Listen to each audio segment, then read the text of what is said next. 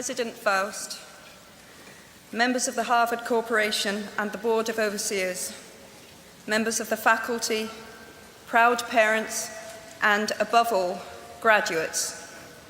The first thing I would like to say is thank you. Not only has Harvard given me an extraordinary honor, but the weeks of fear and nausea I have endured at the thought of giving this commencement address have made me lose weight.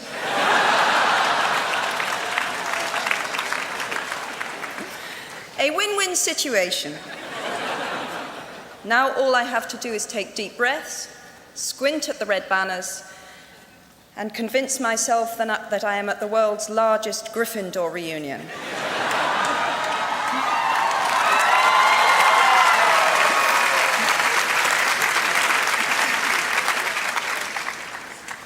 Delivering a commencement address is a great responsibility, or so I thought, until I cast my mind back to my own graduation. The commencement speaker that day was the distinguished British philosopher, Baroness Mary Warnock. Reflecting on her speech has helped me enormously in writing this one, because it turns out that I can't remember a single word she said.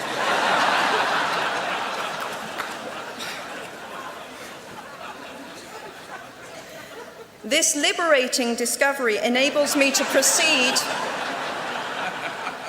without any fear that I might inadvertently influence you to abandon promising careers in business, the law, or politics for the giddy delights of becoming a gay wizard.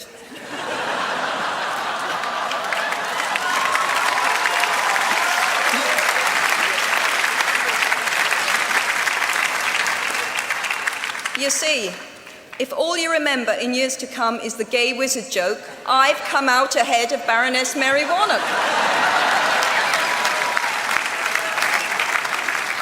Achievable goals, the first step to self-improvement. Actually, I have racked my mind and heart for what I ought to say to you today. I have asked myself what I wish I had known at my own graduation, and what important lessons I have learned in the 21 years that have expired between that day and this. I have come up with two answers. On this wonderful day when we are gathered together to celebrate your academic success, I have decided to talk to you about the benefits of failure. And as you stand on the threshold of what is sometimes called real life, I want to extol the crucial importance of imagination. These may seem quixotic or paradoxical choices, but bear with me. Looking back at the 21-year-old that I was at graduation is a slightly uncomfortable experience for the 42-year-old that she has become.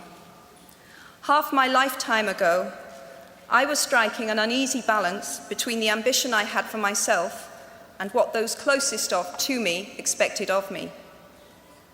I was convinced that the only thing I wanted to do, ever, was write novels. However, my parents, both of whom came from impoverished backgrounds and neither of whom had been to college, took the view that my overactive imagination was an amusing personal quirk that would never pay a mortgage or secure a pension. I know the irony strikes with the force of a cartoon anvil now, but... So they hoped that I would take a vocational degree. I wanted to study English literature. A compromise was reached that in retrospect satisfied nobody, and I went up to study modern languages. Hardly had my parents' car rounded the corner at the end of the road than I ditched German and scuttled off down the classics corridor. I cannot remember telling my parents that I was studying classics. They might well have found out for the first time on graduation day. Of all the subjects on this planet, I think they would have been hard put to name one less useful than Greek mythology when it came to securing the keys to an executive bathroom. Now, I would like to make it clear in parenthesis that I do not blame my parents for their point of view. There is an expiry date on blaming your parents for steering you in the wrong direction.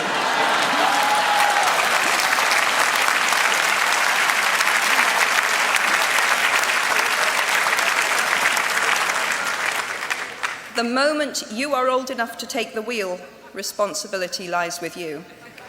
What is more, I cannot criticize my parents for hoping that I would never experience poverty. They had been poor themselves, and I have since been poor. And I quite agree with them that it is not an ennobling experience. Poverty entails fear and stress, and sometimes depression. It means 1,000 petty humiliations and hardships. Climbing out of poverty by your own efforts, that is something on which to pride yourself, but poverty itself is romanticized only by fools. What I feared most for myself at your age was not poverty, but failure. At your age, in spite of a distinct lack of motivation at university, where I had spent far too long in the coffee bar writing stories and far too little time at lectures, I had a knack for passing examinations, and that, for years, had been the measure of success in my life and that of my peers. Now, I am not dull enough to suppose that because you are young, gifted, and well-educated, you have never known heartbreak, hardship, or heartache. Talent and intelligence never yet inoculated anyone against the caprice of the fates, and I do not for a moment suppose that everyone here has enjoyed an existence of unruffled privilege and contentment. However, the fact that you are graduating from Harvard suggests that you are not very well acquainted with failure. You might be driven by a fear of failure quite as much as a desire for success. Indeed, your conception of failure might not be too far removed from the average person's idea of success. So high have you already flown. Ultimately, we all have to decide for ourselves what constitutes failure. But the world is quite eager to give you a set of criteria if you let it. So I think it fair to say that by any conventional measure, a mere 7 years after my graduation day, I had failed on an epic scale.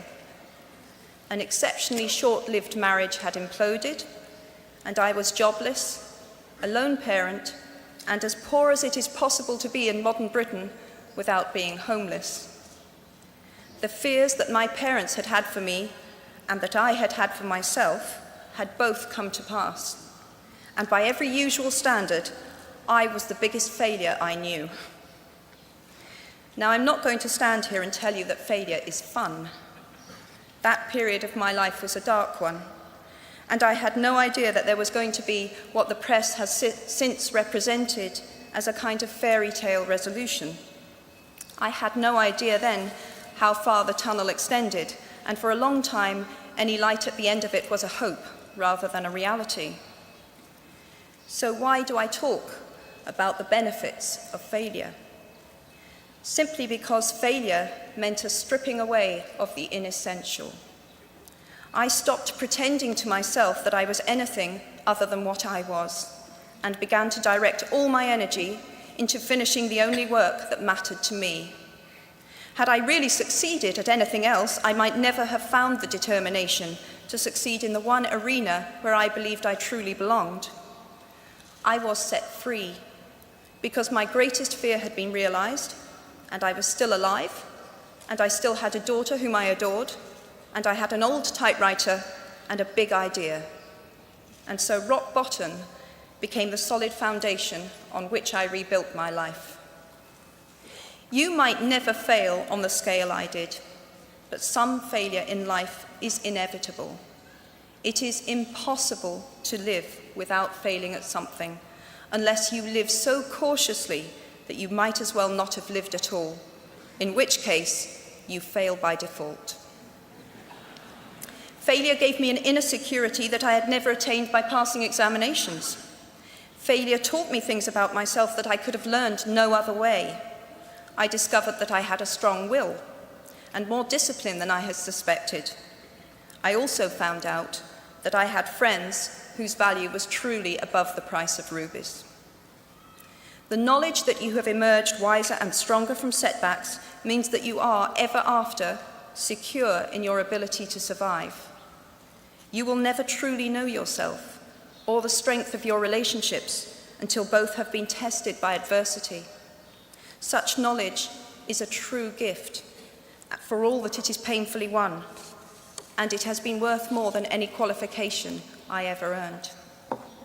So given a time turner, I would tell my 21-year-old self that personal happiness lies in knowing that life is not a checklist of acquisition or achievement.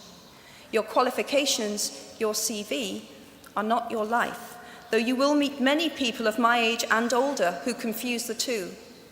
Life is difficult and complicated and beyond anyone's total control, and the humility to know that will enable you to survive its vicissitudes.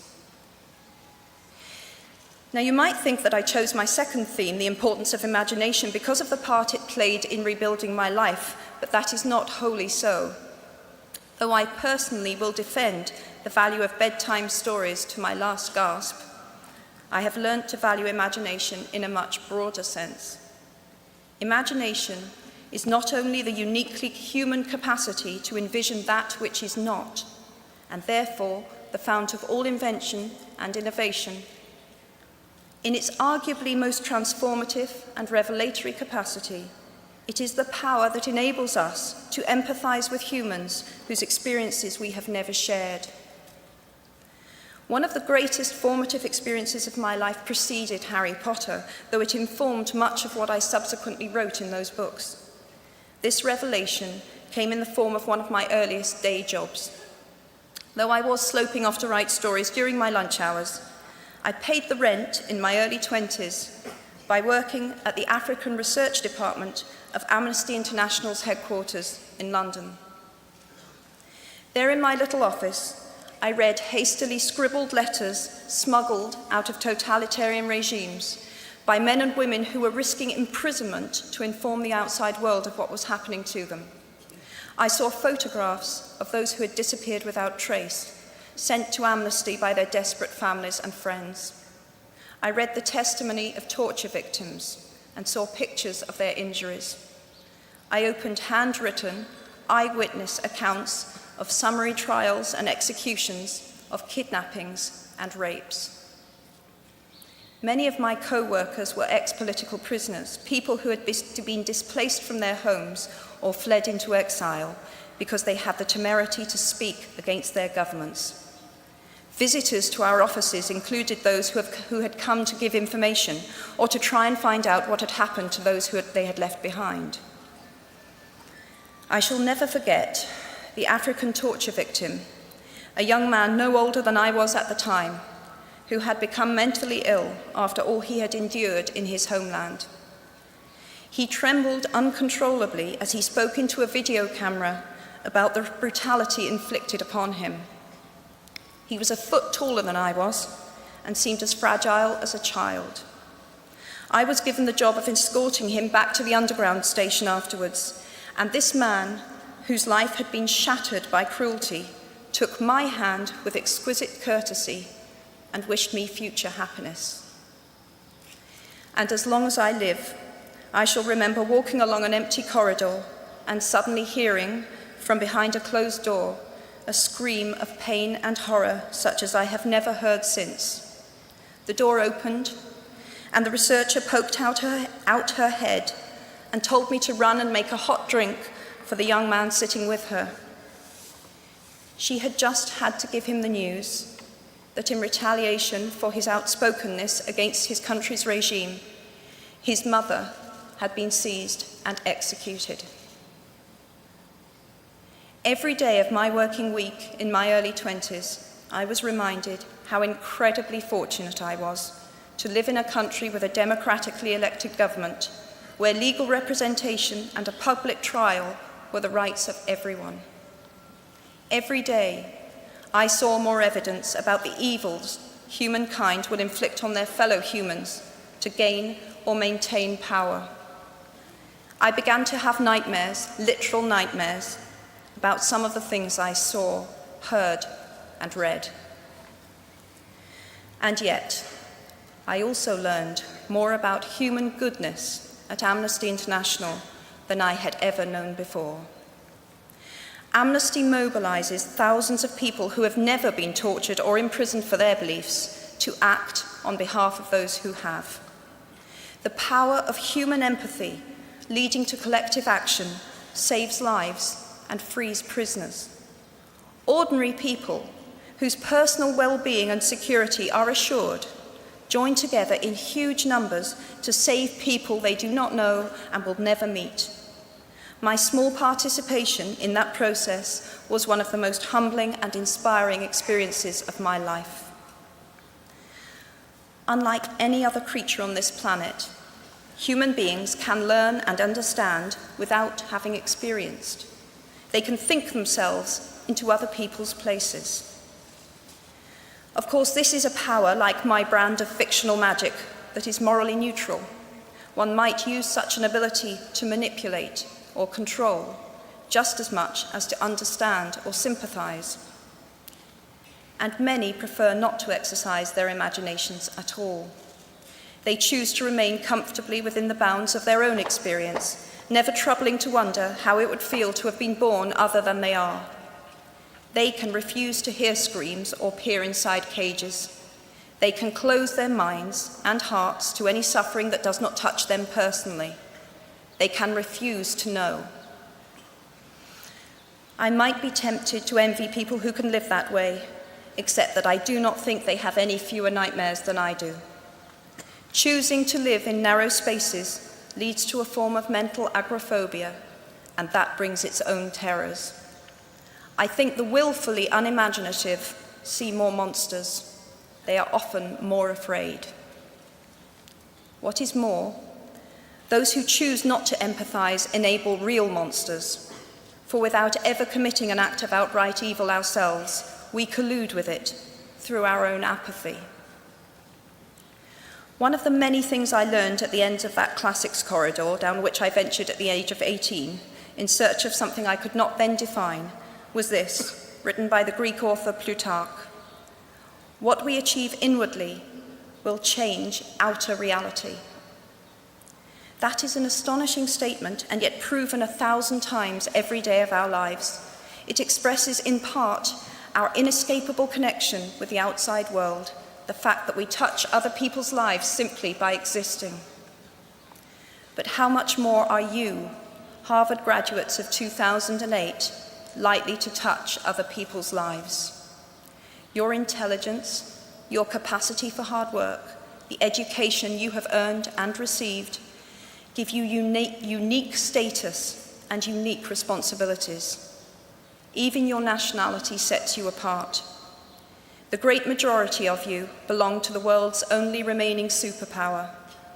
The way you vote, the way you live, the way you protest, the pressure you bring to bear on your government has an impact way beyond your borders. That is your privilege and your burden. If you choose to use your status and influence to raise your voice on behalf of those who have no voice, if you choose to identify not only with the powerful but with the powerless, if you retain the ability to imagine yourself into the lives of those who do not have your advantages, then it will not only be your proud families who celebrate your existence, but thousands and millions of people whose reality you have helped change. We do not need magic to transform our world. We carry all the power we need inside ourselves already. We have the power to imagine better. I am nearly finished. I have one last hope for you, which is something that I already had at 21. The friends with whom I sat on graduation day have been my friends for life.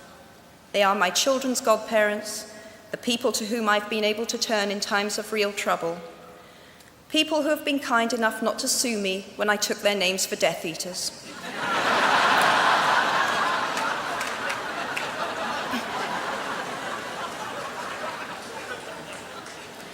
At our graduation, we were bound by enormous affection, by our shared experience of a time that could never come again, and of course, by the knowledge that we held certain photographic evidence that would be exceptionally valuable if any of us ran for Prime Minister. So today, I wish you nothing better than similar friendships, And tomorrow, I hope that even if you remember not a single word of mine, you remember those of Seneca, another of those old Romans I met when I fled down the classics corridor in retreat from career ladders in search of ancient wisdom. As is a tale, so is life. Not how long it is, but how good it is what matters. I wish you all very good lives. Thank you very much.